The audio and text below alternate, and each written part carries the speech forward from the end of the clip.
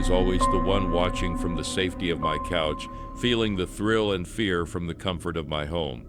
But that all changed when I encountered the most terrifying experience of my life, a murder encounter.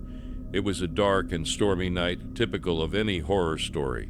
I was driving back from work, exhausted and eager to get home. As I turned onto a deserted road, my car suddenly came to a halt. Panicked, I tried to start the engine, but it wouldn't budge. I cursed under my breath and got out of the car to check the engine. The rain was pouring heavily, drenching me within seconds. With no luck in fixing the car, I decided to walk to the nearest gas station.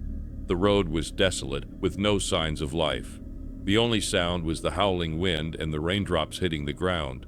I felt a shiver run down my spine as I walked, feeling like I was being watched. After what felt like hours, I finally reached the gas station. I was relieved to see that it was open, and I quickly made my way in. As I entered, I noticed a man standing behind the counter, his eyes widening in surprise.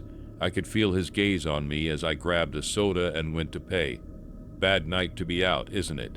he said with a smirk, eyeing my drenched appearance. I forced a smile and paid for my drink, eager to leave. As I headed towards the door, the man called out to me, "Hey, be careful out there. There have been some strange things happening on this road lately. People have gone missing," he said, his tone serious.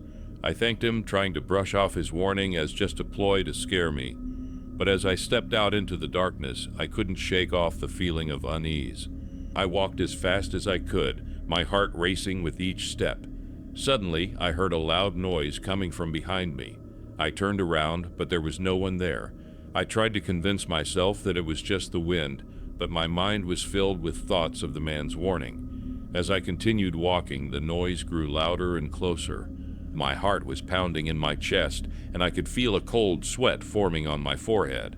I stopped in my tracks, unable to move as the noise now sounded like footsteps. But before I could turn around, a hand grabbed my shoulder, causing me to scream in terror. I turned around to see a man standing in front of me, his face covered in a black mask.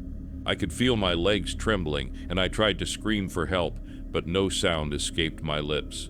The man just stood there, staring at me with cold, lifeless eyes. Finally, he spoke in a low, menacing voice. "You shouldn't have come here," he said before pulling out a knife from his pocket. I could feel my heart stop as I realized that I was face to face with a murderer. With all my strength, I pushed him and ran as fast as I could. I could hear his heavy footsteps following me, the knife glinting in the moonlight.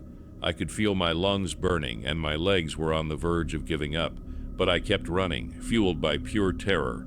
I could see my car in the distance and I ran towards it, praying that it would start.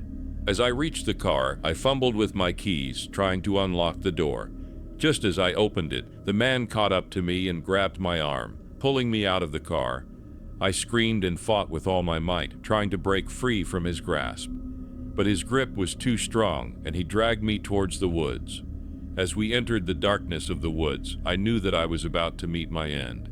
But just as he was about to strike, a loud gunshot echoed through the woods, and the man fell to the ground lifeless. I turned around to see the gas station owner holding a shotgun, his face filled with horror. I saw him following you.